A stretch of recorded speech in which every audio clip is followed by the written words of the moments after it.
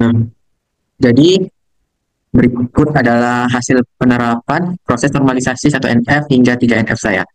Berikut adalah tahap 2NF yang dimana tabel faktur masih menumpuk seluruh data yang dimana dia masih memiliki ketergantungan parsial, tidak memiliki 1NF. Nah, tabel faktur ini pada 1NF atau first NF saya pecah menjadi 3 tabel. Terdapat tabel faktur, tabel supplier, dan juga tabel faktur barang. Yang dimana sudah memenuhi 1NF, yaitu menghilangkan data berulang. Data dibagi ke dalam bentuk atomik, yang dimana tidak ada gabungan dalam satu kolom, seperti UNF di sini. Tabel faktur di sini terdapat data berulang, yaitu pada kode supplier G01, di mana terjadi data berulang 2 kali. Sehingga di 1NF dipisah menjadi tabel supplier, tabel faktur barang, dan juga tabel faktur. Yang mana tidak ada data gabungan dalam satu kolom seperti yang ini, yang dimana ada G01 berulang 2 kali. Lalu untuk tahap 2NF dan 3NF, yang dimana sudah menerapkan bagaimana pada tahap 2NF sudah memenuhi 1NF, yaitu menghilangkan ketergantungan parsial, yang dimana di tabel faktur barang ini masih terjadi ketergantungan parsial, sehingga dipecah lagi menjadi tabel barang dan juga detail faktur. Ini juga sudah memenuhi 3NF, yang dimana 3NF itu syaratnya adalah memenuhi 2NF, dan juga yang kedua menghilangkan ketergantungan transisif, yang dimana atribut non-primary tidak boleh tergantung pada atribut non-primary lainnya. Harus hanya tergantung pada kunci utamanya saja. Jadi sudah memenuhi 3NF juga ini. Juga 2NF, yang dimana berlaku pada tabel dengan komposit primary key atau kunci ganda. Semua atribut non-key harus bergantung ke seluruh primary key. Jadi bukan sebagiannya aja gitu. Kayak yang ini. Nah, untuk nomor faktor 98 ini, dia tidak, gimana ya, cara bilangnya, terjadi transisi data lah. Sehingga pada tabel pecahan 2NF dan 3NF ini tidak terjadi lagi transisi data, jadi sudah memenuhi 3NF. Jadi untuk pertanyaan selanjutnya, perintah selanjutnya, tunjukkan relasi hasil proses normalisasi yang diperoleh. Nanti kita buka desain SQL, tapi untuk saat ini semuanya hubungannya seperti ini. Tabel faktur terhadap tabel supplier itu one to many, yaitu tabel supplier bisa memiliki banyak faktur, sementara suatu faktur itu hanya boleh punya satu supplier. Jadi supplier ini bisa punya banyak faktur, sementara satu atau banyak faktur itu hanya boleh punya satu supplier. Tabel faktur juga ke tabel barang dan detail faktur itu one to many. Jadi suatu faktur bisa memiliki banyak barang dan dicocokkan di detail faktur. Sementara detail faktur atau banyak barang hanya untuk satu.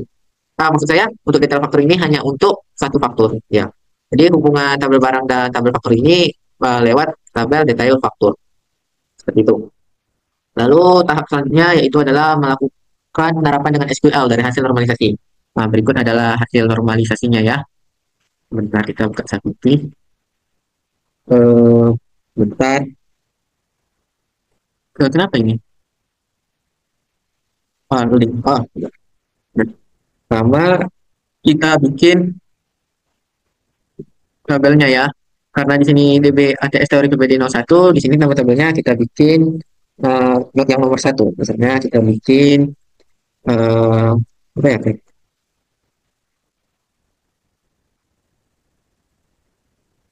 Kita bikin create database, DB, ATS, apa tadi namanya? Oh, teori. Teori. Ini kayaknya ada salah ya. Sebentar. Oh ya, memang teori semua. Harusnya praktikum nggak sih? Teori TBD 01. Nah, buat database-nya. Nah, ini database-nya. Lalu kita bikin, kita masuk ke database-nya. Lalu kita create tabel yang dinormalisasi ini. Kita create, kita create table ya. Create table, tabel apa ini? Tabel barang. Nah, tabel barang ini bikin duluan. Nanti kita panggil di bawah. Jadi kita harus tabel barang dulu. Kemudian kita bikin foreign key. Oh, hmm, kode barang, terus ada namanya, nama barang, lalu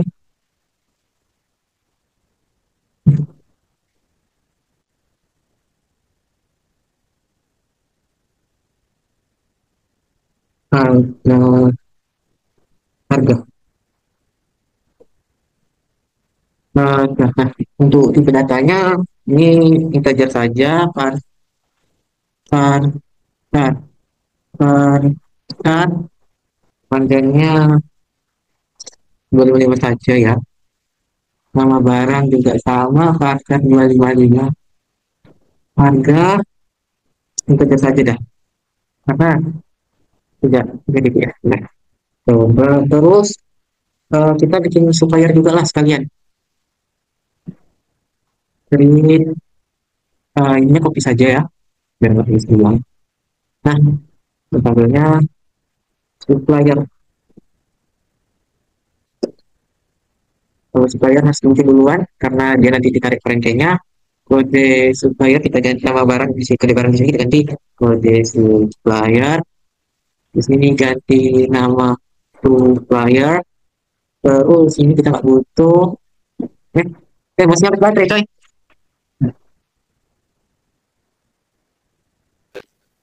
Bentar, masih habis baterai. Eh,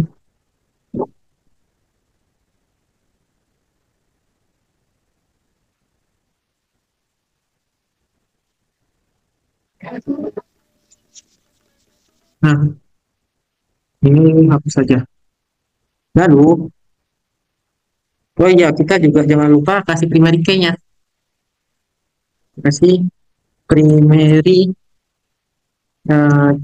Nah, berikut. Atau dia error nanti ya, kalau kita nggak bikin primary key. Kita coba. Aduh, salah tekan dong. Nah, ini kenapa error? Ini error karena hmm, oh, di sini jangan lupa titik koma karena ini sudah selesai ya fungsinya titik tabelnya. Lalu kita bikin ada tabel faktur,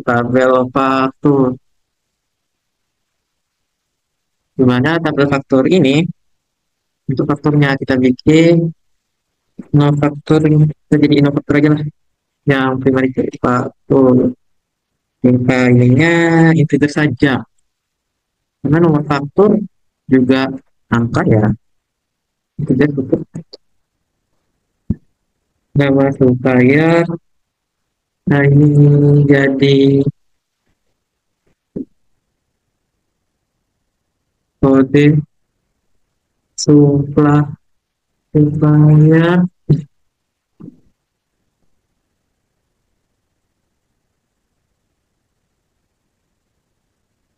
tanggal, ntar punya aja tanggalnya.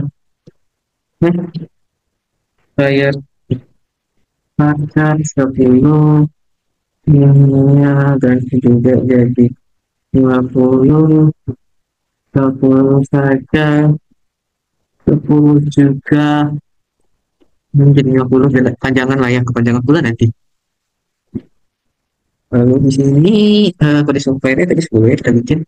Lalu kita juga punya tipe data date untuk jatuh tempo. Nah, untuk jatuh tempo, kita tanya date. Lalu ada total faktur juga tadi. Total faktur, tipe datanya integer. Lalu ada, oh kita punya foreign key-nya ya. Kita kasih tahu bahwa dia punya foreign kunci terhadap kode supplier, tabel supplier, yaitu kolom kode supplier yang ini, yang pada 10, referensinya terhadap tabel reference, oh ini reference ini terbalik, reference, uh, referen referen referen refer referen oh gini, reference, nah reference dari tabel supplier yaitu kolom kode supplier. Lalu jangan lupa di koma, kita punya apa satu lagi tadi?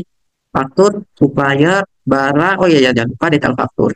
Pada tabel detail faktur kita juga copy ini saja, ya, copy, pas. Oh ya ini yang tabel barang,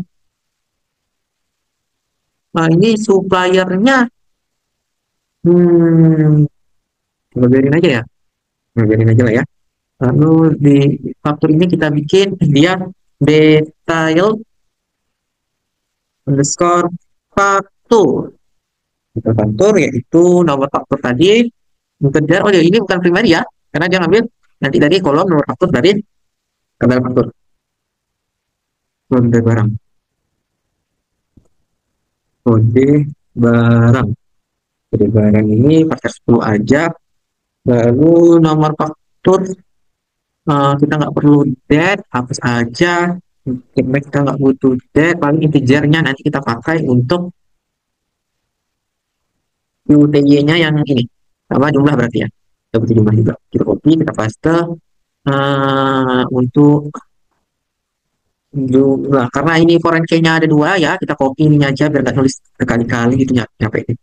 Nah kita bilang ini punya relasi untuk nomor faktur, ya, yaitu kita bilang di sini bahwa dia punya relasi dengan kode faktur yang ini terhadap tabel faktur, yaitu kode faktur. Sebentar, kita punya nomor yaitu nomor faktur. Oh ya udah benar, jadi ini faktur. Inilah kalau nggak perlu, nah kalau nulisnya sama nggak susah gitu. Lalu foreign key yang ini kita ke barang ya, kode barang.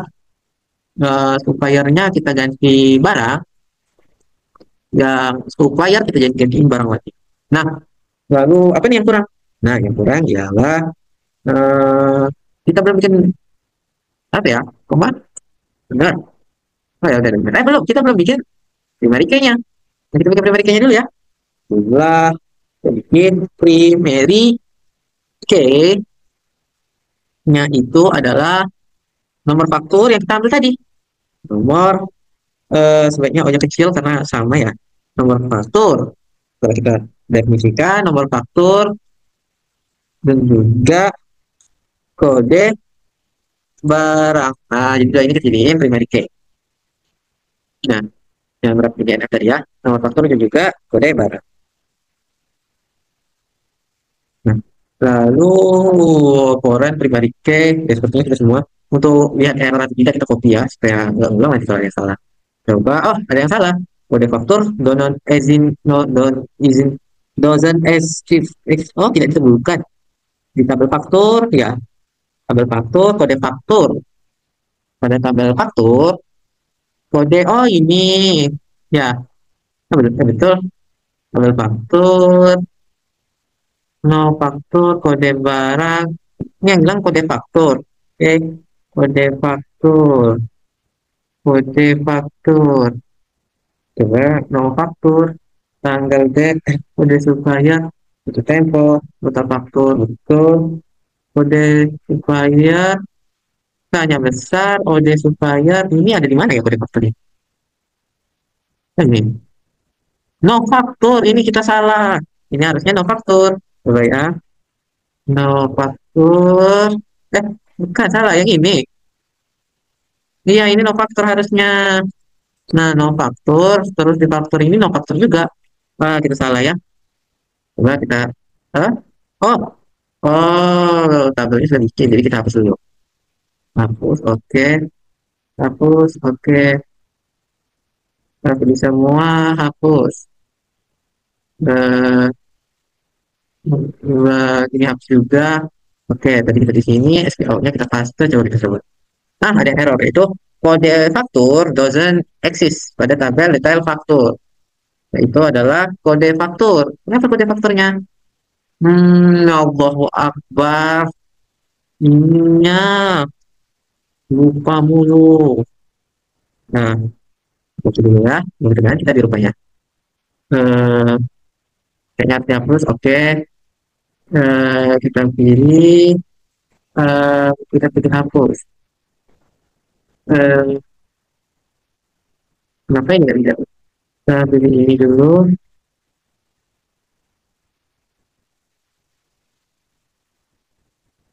Nah, hapus. Betul, kita paste. Nah, berhasil ya semuanya. Nah, ini apa ini? Nah, lalu perintah selanjutnya apa tadi? Eh, tunjukkan relasi, lakukan penerapan dengan SQL, lakukan operasi DDL dan DML. Oke, kita lakukan 5 DDL misalnya. Oke, misalnya kita, bentar. Nah, pada tabel supplier, kita insert misalnya, lakukan insert. Kita insert into supplier dengan value yaitu apa dulu nih, kode supplier dulu. Nah, kita bikin kode suppliernya G10, G01. Lalu berarti G01 gimana ya? Ini ya? Oh, ini apa ya? Kita berarti. Ini uh, langsung nama suppliernya. Misalnya tadi Global Nusat. Global apa ya tadi? Global Nustrah misalnya. Nustrah. Coba, kita copy aja deh. Enggak, ulang ketik malas. Ininya ganti G, tadi apa ya? S02 ya? Apa gimana? Kan S02 ada suppliernya G02 ya. G02. G02 kan? S02, salah. Mohon. S02 ya. S02 namanya Hitachi Uchiha. Hitachi. Uh, ini untuk ini untuk supplier. Coba kita yang kedua kita pilih untuk barang. Misalnya saya melakukan insertnya A01, A02, dan juga tadi ada apa satu lagi? R01 kalau nggak salah. R01. R01. Nah, kolom keduanya itu di mana ya? Ini kita mau install barang ya? Barang misal. Jadi ya. Ini barang, barang. Tadi kita kolomnya kalau nggak salah urutan barang itu sebentar. Ada barang itu gini urutannya. Nama barang harga oke. Barang namanya misalnya AC list satu per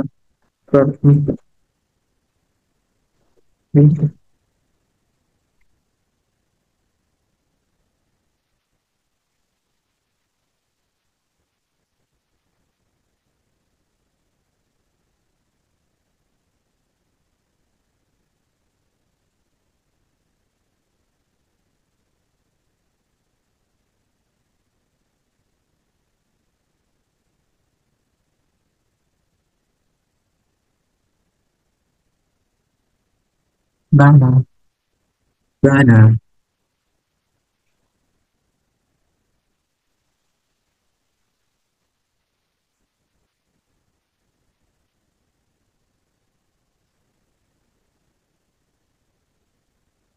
Lalu kita install. Oh, error syntax. Oh, tipe datanya belum. Ketika kita A02, eh, hmm, oh ininya tetap salah ya. Ya udah, kita install dulu. Misalnya nih kita coba install dulu ya.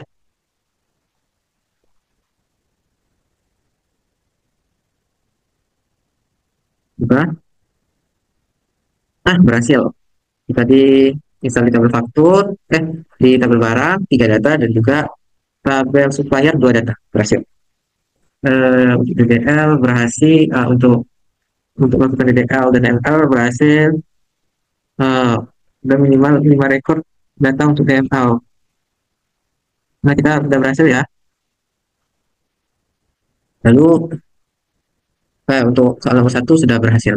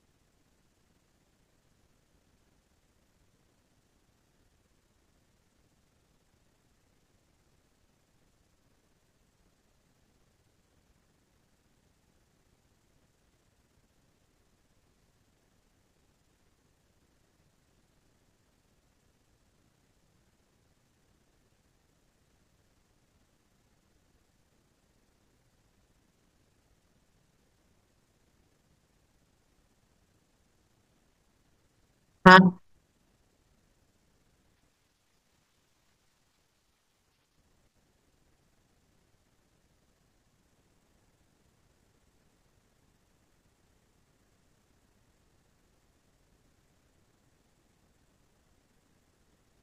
What the fuck? What the fuck?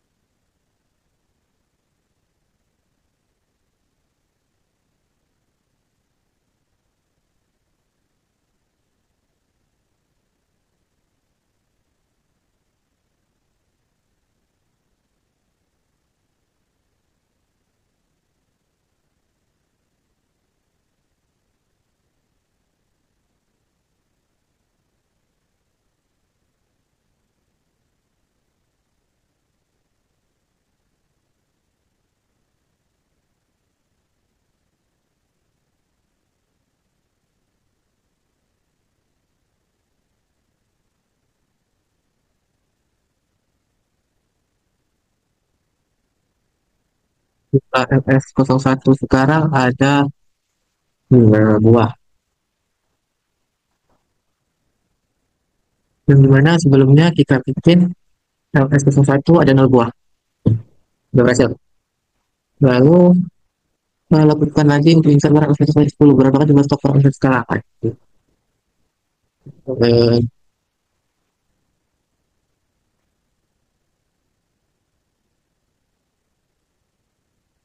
LS apa tadi? Sampai tulisan LS01 10.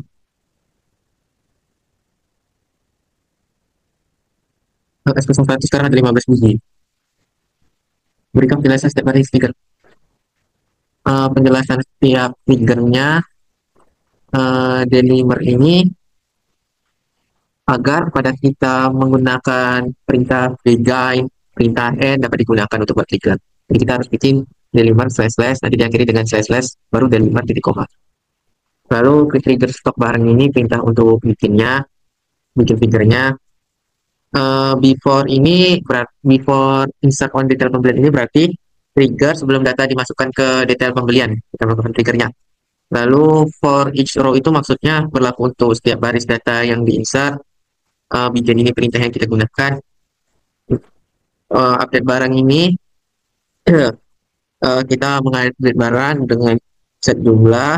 Jika jumlahnya kosong 0 maka ditambahkan jumlah baru. Jadi jika nilai jumlah barangnya 0 diganti dulu jadi 0.